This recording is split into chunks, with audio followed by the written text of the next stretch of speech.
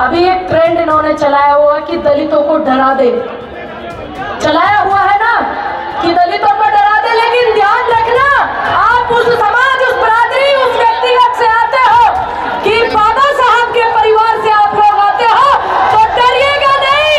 इस हिंदुस्तान में संविधान है, हिंदुस्तान के अंदर लोकतंत्र है। किसी के घर में हो या ना हो, ये हिंदुस्तान है, किसी के बाप की जागीर है। क्योंकि एक दलित समाज के व्यक्ति पर पेशाब करके उसका उत्पीड़न करने वाला भाजपा का एक कार्यकर्ता था, ये आपको भी बेहतर पता है। मनीषा वाल्मीकि जैसी बेटी की बलात्कार करके हत्या करने वाला अरुण वाल्मीकि, उन्नाव, हाथरस, न जाने कितनी मध्य प्रदेश की बेटियों की भी साथ जो हो रहा है, ये आप बेहतर जानते हैं। चर्चाएं होंगी, चंद बातों में अपनी बातें खत्म करके जाऊंगी। यहाँ पर आई हुई हूँ तो बहुत उम्मीद के साथ मैं आई हुई हूँ कि आप लोगों ने अपने प्रत्याशी को इतना प्रेम, इतना सम्मान दिया है। इस देश में जो लोकतंत्र है, ये देश, ये हिंदुस्तान किसी धर्म या किसी जात, किसी बरादरी से नहीं चलता। ये भारत है, ये संविधान से चलता है। ये हमें और आपको समझना होगा।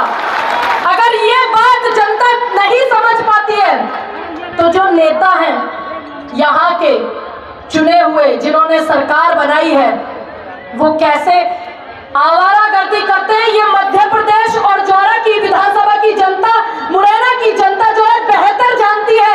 क्योंकि एक दलित समाज के व्यक्ति पर पेशाब करके उसका उत्पीड़न करने वाला भाजपा का एक कार्यकर्ता था, ये आपको भी बेहतर पता है। मनीषा वाल्मीकि जैसी बेटी की बलात्कार करके हत्या करने वाला अरुण वाल्मीकि, उन्नाव, हाथरस, न जाने कितनी मध्य प्रदेश की बेटियों की भी साथ जो हो रहा है, ये आप बेहतर जानते हैं। अभी एक ट्रेंड इन्होंने चलाया हुआ कि दलितों को डरा दे, चलाया हुआ है ना कि दलितों को डरा दे। लेकिन ध्यान रखना, आप उस समाज, उस बरादरी, उस व्यक्तिगत से आते हो कि बाबा साहब के परिवार से आप लोग आते हो, तो डरिएगा नहीं। इस हिंदुस्तान में संविधान है, हिंदुस्तान के अंदर लोकतंत्र है। किसी के घर में हो या ना हो, ये हिंदुस्तान है, किसी के बाप की जागीर नहीं है। ये एक एक कार्यकर्ता, आप सभी बैठे हुए सभी समाज के लोग, सभी समाज के लोगों को मैं धन्यवाद और हार्दिक अभिनंदन करती हूँ।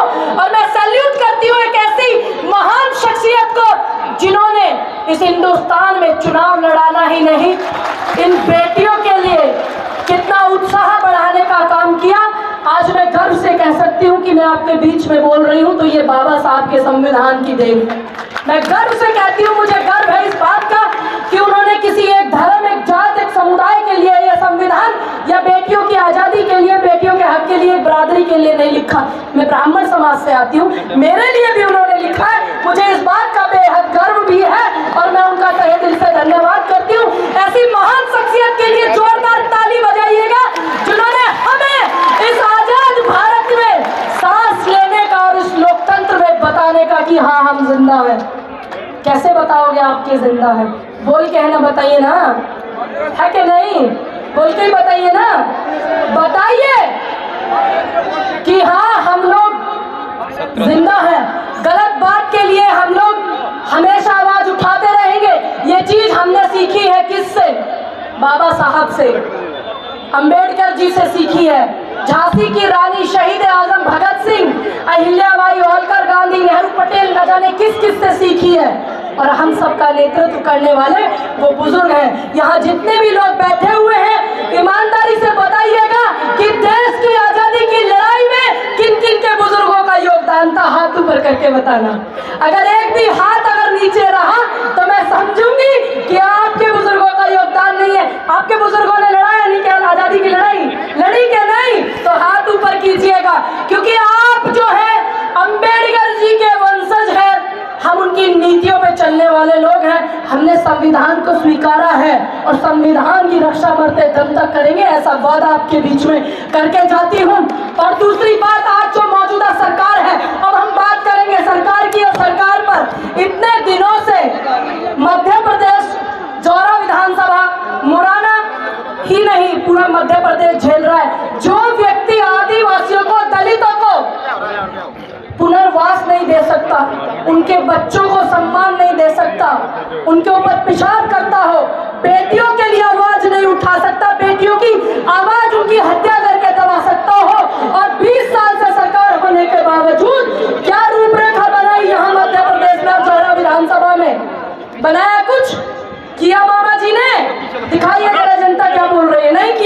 क्या आपके बीच में आए मामा जी? नहीं आए ना। क्या आप ऐसे व्यक्ति को चुनोगे जो दलितों के ऊपर पेशाब करता है? क्या आप ऐसे व्यक्ति के नेतृत्व को चुनेंगे? क्या आप उसकी पार्टी के कार्यकर्ता को चुनेंगे? नहीं ना, आप किन्हें चुनेंगे? मैं बात अब कांग्रेस पार्टी की करूंगी, क्योंकि कांग्रेस पार्टी से प्रत्याशी बनाया पंकज उपाध्याय। तमाम समाज के जो लोग हैं, दलित समाज के लोगों का प्रेम बेहद दिख रहा है आंखों में। वाकई मैं मतलब भावुक हो गई हूँ। मेरे पास शब्द नहीं है आपके इस विश्वास के लिए, इस मजबूती के साथ के लिए। अब हम बात करेंगे कांग्रेस की। देखिए, कांग्रेस पार्टी जो है विचारधारा है। आप सभी बुजुर्ग भी हैं सामने बहुत भारी संख्या में, और मंच पर बैठे हुए समाज का नेतृत्व करने वाले बहुत सारे हमारे भाई, हमारे बुजुर्ग बैठे हुए हैं। देखिए, अम्बेडकर जी का और नेहरू जी का बेहद प्रेम था।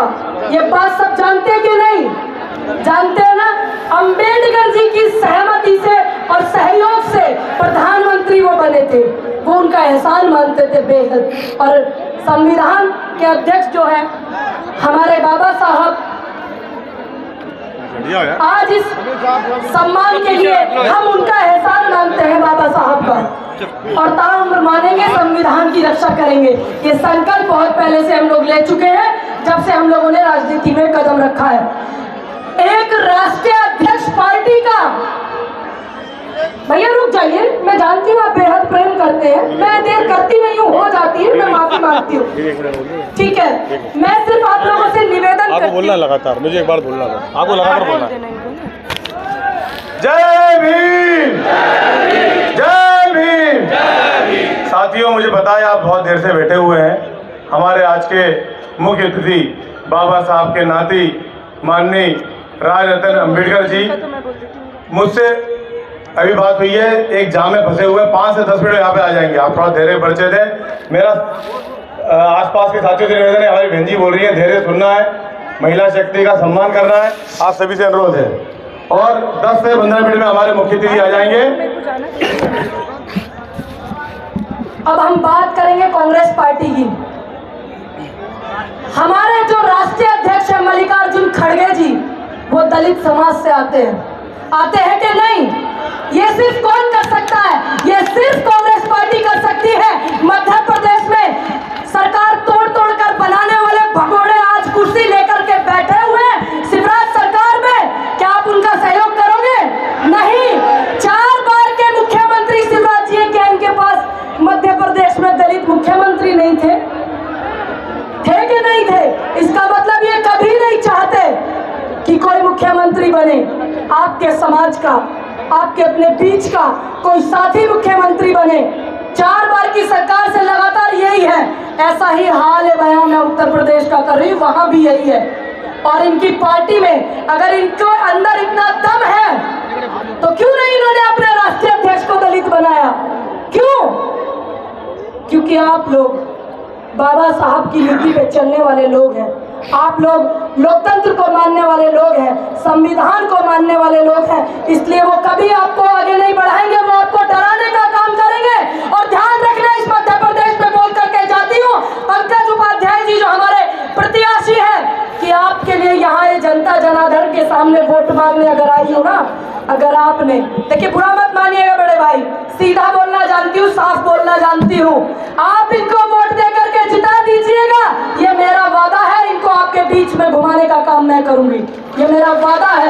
एक बेटी का आपसे वादा है, ये काम कराने की मेरी जिम्मेदारी। नहीं तो इसी चौराहे पर, इसी जगह फिर एक मेला लगेगा। मुझे विश्वास है पंकज उपाध्याय जी बेहद आपके बीच रहते हैं, वो ऐसी नौबत नहीं आने देंगे। अगर इंच भी ऐसा आया तो इसी चौक पर, इसी चौराहे पर फिर एक हमारी और आपकी फिर एक भारी संख्या में मुलाकात होगी। लेकिन आप मेरे प्रत्याशी को जिता दीजिएगा, मल्लिकार्जुन खड़गे जी के हाथों को बुलंद कीजिएगा, मजबूत कीजिएगा, राहुल जी, प्रियंका जी को मजबूत कीजिएगा। यहाँ की तमाम कमेटी जो है मैं उनका धन्यवाद करती हूँ, यहाँ पर आए हुए सभी लोगों का। क्योंकि आप याद रखना, इस हिंदुस्तान में लोकतंत्र है, हिंदुस्तान में संविधान है। न जाने कितने मुकदमे सरकार लगाती है, हम भी भुक्तभोगी हैं जब मध्य प्रदेश में आते हैं। अगर मध्य प्रदेश